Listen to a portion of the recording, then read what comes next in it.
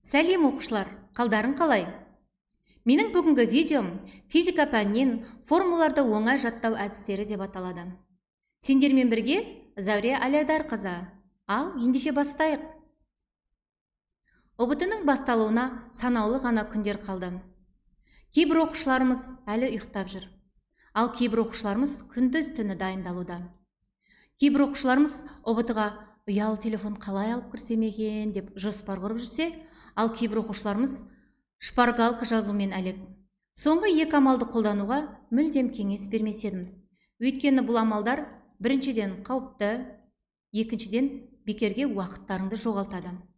Одан да Абай атамыз жырлағандай, өзіңе сен, өзіңді алып шығар, еңбегің мен ақылың екі жақтап деп, өздеріңнің білімдерің мен еңбектеріңе ғана сеніп, көп дайындалып, жоғары бал жинауларыңа тілектеспін.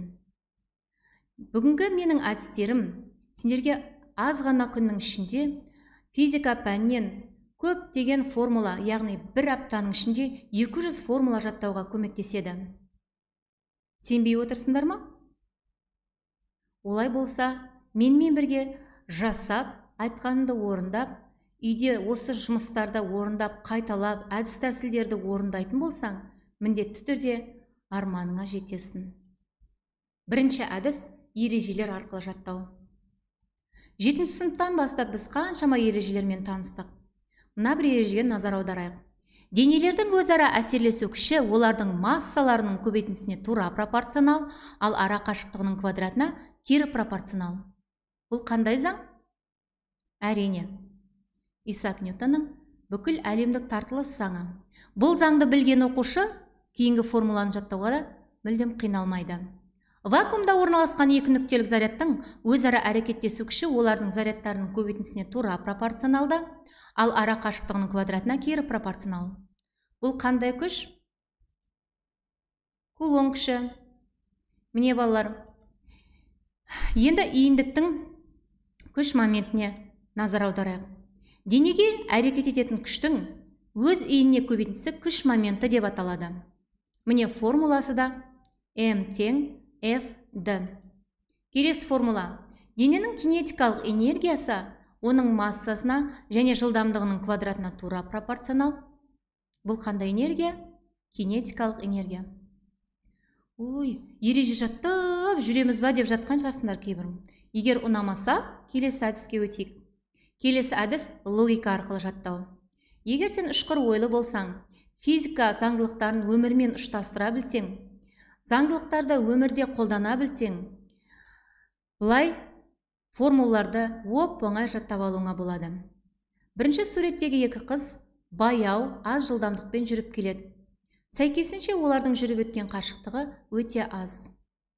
Екінші суреттегі спортшы өте үлкен жылдамдықпен жүгіріп келеді, және оның жүгірген қашықтығы да өте көп. Демек, жылдамдық жолға тура пропорционал, ал уақытқа кері пропорционал. В тең S бөлінген Т. Ой, бұл формуланы кім білмейді деп отқан шығарсын. Бұл арқылы біз басқа да формулаларды есімізде сақтап қалуымызға болады. Мысалы, көлемдері бірдей заттың үш күйіне қарайық. Ондағы орналасқан молекулалар қай затта тығыз орналасқан? Заттың қатты күйінде тығыз орналасқан. Демек, тығыздық көп болған жерде масса да көп болады. Сонда тығыздықтың формуласы ро тең М бөлінген В. Яғни тығыздық тең масса бөлінген көлем. Формуланы жаттап алайық. Ро тең М бөлінген В. Ал енді Ньютонның екінші заңына назар аударыңдар. Дененің алатын үдеу күшке тура пропорционал, ал массаға кері пропорционал дейді. Мысалы, біз теннис ракеткасы мен теннис добын өте үлкен күшпен соғатын болсақ, ол қандай үдеу алады? Үлкен үдеумен үлкен қашықтыққа барып құлайды. Ал енді біз оны жай ғана күшпен, аз ғана күшпен соғатын болсақ, аз ғана үдеу алады. Міне осы ойлар арқылы біз Ньютонның екінші заңын ережесі арқылы да, логикалық ойлау арқылы да осылай жаттап алуымызға болады. Екі әдісте ұнамаса, мнемоникаға өтейік. Мнемоника дегеніміз не? Мнемониканың физикалық формулаларға мүлдем қатысы жоқ. Алайда суреттер арқылы, бейнелер арқылы көп деген формулаларды есімізде оп-оңай сақтап қалуға болады. Мысалы, тығыздық жүрегімнің жартысы. Жүрек бұл жерде ешқандай физикалық шамаларға қатысы жоқ, алайда жүректің жоғары бөлігі массаға ұқсайды, ал төменгі бөлігі көлемге ұқсайды. Сонда ро тең mv, яғни масса бөлінген көлем. Келесі, q дегеніміз не? Q дегеніміз су емес па? Жоқ, q дегеніміз ит. Енді балалар, бұл жерде суреттерге қарай отырып есте сақтап қалуға болады. Қайсысы дұрыс? Әрине, 3 формула да дұрыс. Тек қана біз балалар оның әр шамаға байланысты қай жерде қалай қолдану керек екенін білсек болғаны.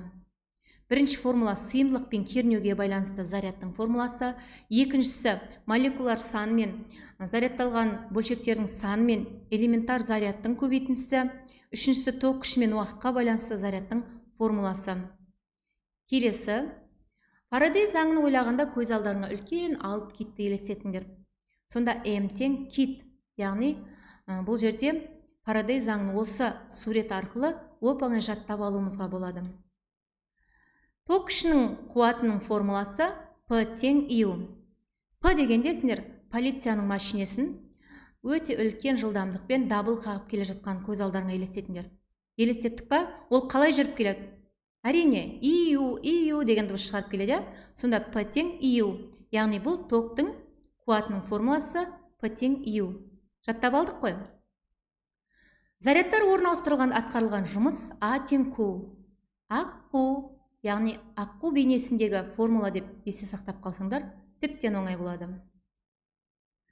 Адамдар есіммен жатталатын формулада көп есте сақталады. Мысал үшін Ньютонның екінші заңын F тең ma немесе Фатима деп жаттасақ, өте керемет болады.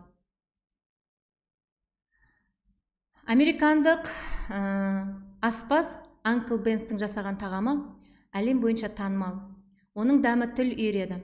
Бірақ осыны Анкл Бенсті біз ток күшінің VN және аудан, жылдамдық, элементар заряд, молекулалар саны, солардың барлығын көбейтіндісіне тең болатын формула арқылы жаттасақ, сонда мәңгі естерінде қалып қояды. Анкл Бенс деп жаттауымыз керек та. Сонда Анкл Бенс дегеніміз I тең жылдамдық, элементар заряд, бөлшектер саны, аудан. Жаттадық қой? I тең Бенс. Анкл Бенс.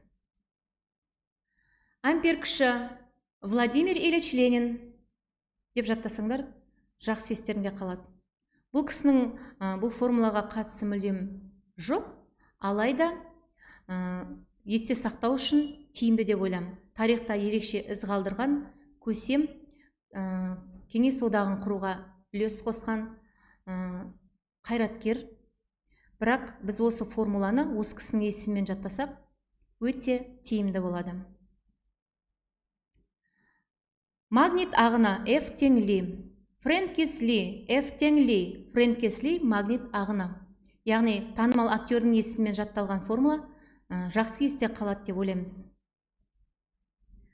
Егер бұл әдістер ұнамаса, қиын деген формулалардың өзін жаттап алуға көмек беретін қайталау әдісін қолдансаң болады. Мысалы, көкжиекке бұршасай лақтырылған дененің максимал қашықтығы x максимал тең в нолевой квадрат синус екі альфа бөлінген g. Көп оқушыларға қиындық туғызады. Осы формуланы жаттап алу үшін қолымызға парақ алайық, қалам сабаламыз, қане бастайық. 20 рет айтамыз, 20 рет айта отырып жазамыз, жаза отырып қолымызбен сеземіз және айтқанымызды естиміз. Осы жазылым, айтылым, көрсетілім қолмен сезу болған кезде ми міндетті түрде бұл формуланы есте сақтап қалады. Ал ендеше бастайық. X тең в нолевой квадрат синус екі альфа бөлінген g. X тең в нолевой квадрат синус екі альфа бөлінген g. X тең в нолевой квадрат синус екі альфа бөлінген g. X тең в нолевой квадрат синус екі альфа бөлінген g. X тең в нолевой квадрат синус екі альфа бөлінген g. X тең в нолевой квадрат синус екі альфа бөлінген g. X тең в нолевой квадрат синус екі альфа бөлінген g. Айтып отырмыз ба? Жазып отырмыз ба? Жалғастырамыз. X тең в нолевой квадрат синус екі альфа бөлінген g. X тең в нолевой квадрат синус 2 альфа бөлінген g. X тең в нолевой квадрат синус 2 альфа бөлінген g. Осылай 20 рет айтып, көріп, жазып тыңдайтын болсақ, міндетті түрде күрделі формулалардың барлығы естеріңде қалады. Енді бұндай формулаларды бір-бірімен салыстыра отырып жаттауға да болады. Мысалы, y максимал мен x максималдың қандай ұқсастықтар бар, салыстырып көрейікші. Екеуінде де в нолевой квадрат бар, екеуінде де синус бар. Тек x максималда 2 альфа, y максималда синус квадрат альфа. X максималда g, y максималда 2g. Кейінгі формулаға қарайық. Көкжиекке бұрыш жасай лақтырылған дененің ұшу уақыты формуласына назар аударатын болсақ, қандай ұқсастықтар бар, салыстырып көрейік. Мұнда квадрат жоқ, 2 жоқ, в нолевой синус альфа бөлінген g. Бұл тек ұшу уақыты. Ал толық ұшу уақытын тапқыларың келсе балар, в нолевойдың алдына 2-ні қойсақ болды. Ал енді алдыңғы әдіс тәсілдердің ешқайсы саған қолайсыз болса, ұнамай жатқан болса, сенің жүрегің әнге, әуенге жақын болса, би билегің келіп отса, мынау 6-шы әдіс сен үшін өте қолайлы. Бұл өлең жаттау арқылы жаттау. Бұнда қазір формулаларды мен атымен жазып қойғанмын. Қазір менімен бірге қайталап отырамыз. Барлығымыз қайталаймыз, сосын әуенмен бірге қайталаймыз. Бұл әдісті мен бір америкалық фильмнен көрген болатынмын. Қандай бұзық балалардың өзі күрделі жылдарды, ережелерді осы әдіс арқылы оңай жаттап алған екен. Ал ендеше қайталаймыз. Бір қалыпты қозғалыс x тең x нолевой плюс v-ті. Үдемелі қозғалыс v тең v нолевой плюс a-ті. Бір қалыпты қозғалыс x тең x нолевой плюс v-ті. Үдемелі қозғалыс v тең v нолевой плюс a-ті. Бір қалыпты қозғалыс x тең x нолевой плюс v-ті. Үдемелі қозғалыс v тең v нолевой плюс a-ті. Бір қалыпты қозғалыс x тең x нолевой плюс v-ті. Үдемелі қозғалыс v тең v нолевой плюс a-ті. Келесі. Лоренц күші QBB бөлшек радиусы mv-QV. Лоренц күші QBB бөлшек радиусы mv-QV. Келесі. Ампер күші IBL электр қозғауыш күш BBL. Ампер күші IBL электр қозғауыш күш BBL. Магнит ағыны F тең Bs, механикалық жұмыс A тең Fs. Магнит ағыны F тең Bs, механикалық жұмыс A тең Fs. Джоуль менен Ленц заңы Q тең I квадрат R-ті. Менделеев Клайпейрон PV тең MM R-ті. Джоуль менен Ленц заңы Q тең I квадрат R-ті. Менделеев Клайпейрон PV тең MM R-ті. Салыстырмалы температура қоспаның температурасы, яғни екі түрлі температурадағы заттың қоспасын формуласы, түрлендірілген формула. Енді осы әдіс арқылы оп-оңай жаттап алуға болады. Тета тең СМТ СМТ сым-сым. Тета тең СМТ СМТ сым-сым. Формула көп жаттайық, атана үмітін ақтайық дегім келеді сендерге. Ал енді артқа қайтамыз. Қызық болып жатыр ау, Ал мен қазір музыка әуенін қосамын. Менімен бірге қайталаңдар. Билеп қойсақ та болады арасында.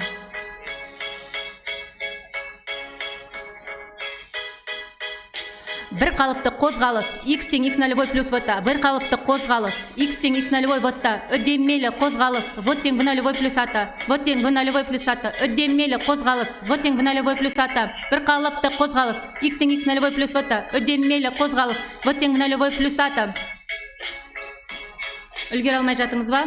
Қайталайық.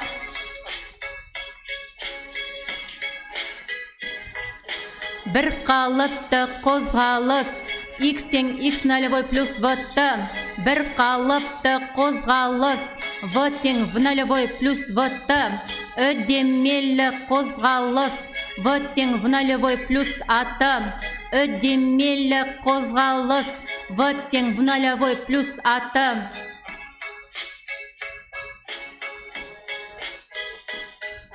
Лоренц күші QBB бөлшек радиусы mv-QB. Лоренц күші QBB бөлшек радиусы mv-QB. Лоренц күші QBB бөлшек радиусы mv-QB. Жалғастырамыз. Ампер күші ИБЛ, электр қозғаушы күш ББЛ. Ампер күші ИБЛ, электр қозғаушы күш ББЛ. Ампер күші ИБЛ, электр қозғаушы күш ББЛ. Ампер күші ИБЛ, электр қозғаушы күш ББЛ. Магнит ағыны F тең BS, механикалық жұмыс А тең Fs. Магнит ағыны F тең BS, механикалық жұмыс А тең Fs.